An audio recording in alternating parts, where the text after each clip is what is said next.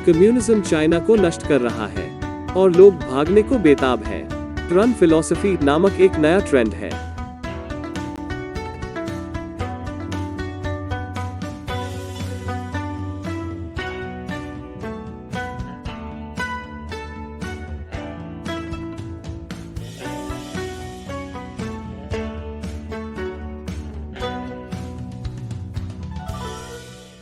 आपका स्वागत है। मैं क्रिस चैपल हूँ। साम्यवाद चीन को पूरी तरह से विफल कर चुका है और अब लोग बाहर जाना चाहते हैं। कुछ हफ्ते पहले हमने इस बारे में एक एपिसोड किया था कि कैसे चीन के युवाओं ने अनिवार्य रूप से हार मान ली है। उन्होंने झूठ फ्लैट आंदोलन शुरू किया, फिर चीजें लेट इट रोट आंदोलन की ओर बढ़ गईं। जैसा कि आप देख सकते हैं, अभी चीनी समाज में बहुत आशावाद है, लेकिन अब चीजें टूटने के कगार पर पहुंच रही हैं। नवीनतम प्रवृत्ति को रन दर्शन कहा जाता है। और नहीं, इसमें सुनना शामिल नहीं है ट्रेडमिल पर सुकरात, नैतिक सापेक्षतावाद की निंदा करने जैसा कुछ भी मेरे हृदय गति को नहीं बढ़ाता है। नहीं, रन फिलॉसफी का मतलब सिर्फ चीन से बाहर निकलना है, और यह चीन को तूफान से घेर रहा है, या अधिक सटीक रूप से यह तूफान से चीन छोड़ने की कोशिश कर रहा है। चीनी सोशल मीडिया ऐप वीचैट पर चीनी उपयोगकर्ताओं ने मई में एक दिन में 100 मिलियन से अधिक बार उत्प्रवास शब्द की खोज की। लाखों लोगों ने चीन के क्वॉरर संस्करण जिहू पर रन दर्शन के बारे में एक प्रश्न देखा है। पूरे चीनी इंटरनेट पर विदेशी शैक्षणिक कार्यक्रमों में भर्ती होने की संभावना को अधिकतम करने के तरीके के बारे में सुझावों का आदान प्रदान करने के लिए फोरम स्थापित किए गए हैं। और यह देखते हुए कि चीन का इंटरनेट कितना नियंत्रित है, इन ऑनलाइन प्रश्नों का उत्तर शायद पोस्ट किया गया था। आव्रजन कार्यालय इस जेल की कोठरी के ठीक अंदर स्थित है। अंदर आ जाओ, अब यह काफी बड़ा मोड़ है। कुछ साल पहले लोग कह रहे थे कि चीन के युवा राष्ट्रवाद के पंथ में फंस गए हैं। वे बड़े हुए क्योंकि चीन दुनिया की दूसरी सबसे बड़ी अर्थव्यवस्था बन गया। उन्होंने बीजिंग के मानवाधिकार रिकॉर्ड के आलोचकों को ट्रोल किया और अपनी मातृभूमि के कथित अपमान के लिए कई पश्चिमी ब्रांडों का बहिष्कार किया। और अब वे देश से भागने की बात कर रहे हैं। ब्रेक के बाद मैं आपको और बताऊंगा। वापसी पर स्वागत है। तो चीन के युवा मातृभूमि से प्यार कैसे छोड़ गए देश से भागने की कोशिश कर रहे हैं?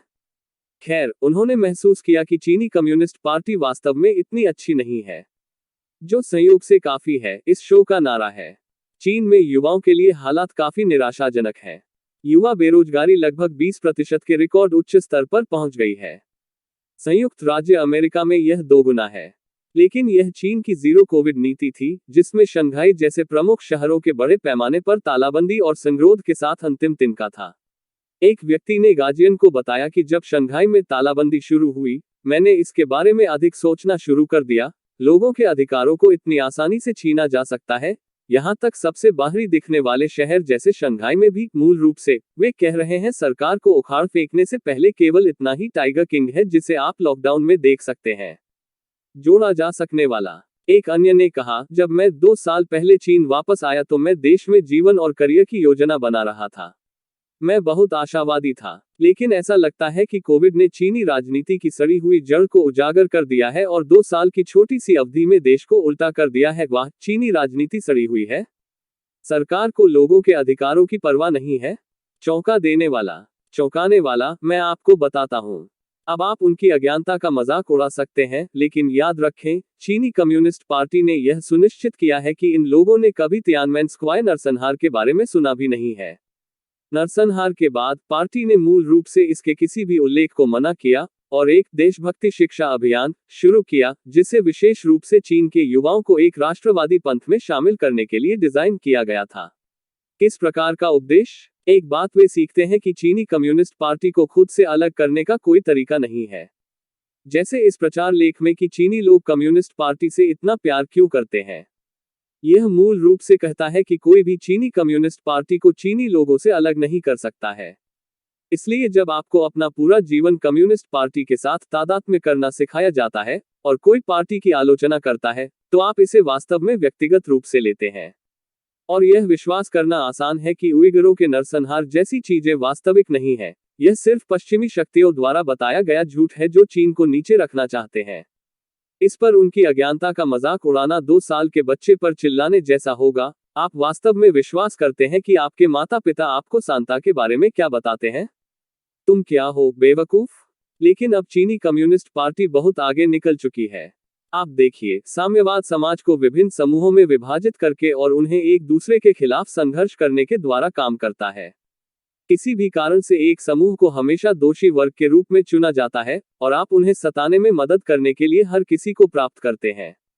लेकिन अब शून्य कोविड लॉकडाउन और बड़े पैमाने पर परीक्षण के साथ कम्युनिस्ट पार्टी ने सभी को निशाना बनाने की गलती की, खासकर चीन का मिडिल क्लास।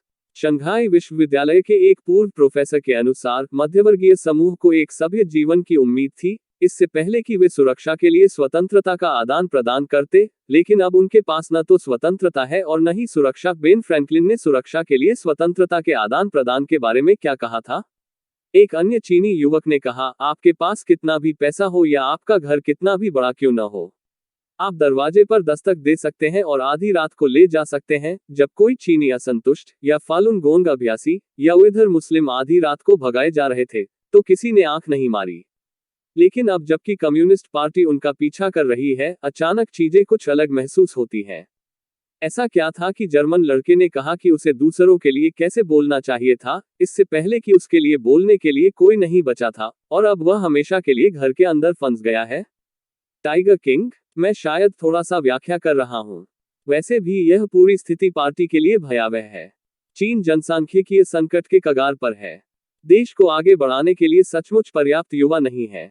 यही कारण है कि वे लोगों को बच्चे पैदा करने के लिए प्रोत्साहित कर रहे हैं, क्या हम कहेंगे, और वे नहीं चाहते कि युवा या वास्तव में कोई भी देश छोड़े। पिछली पीढ़ी भी अब चीन में एक वायरल आंदोलन है।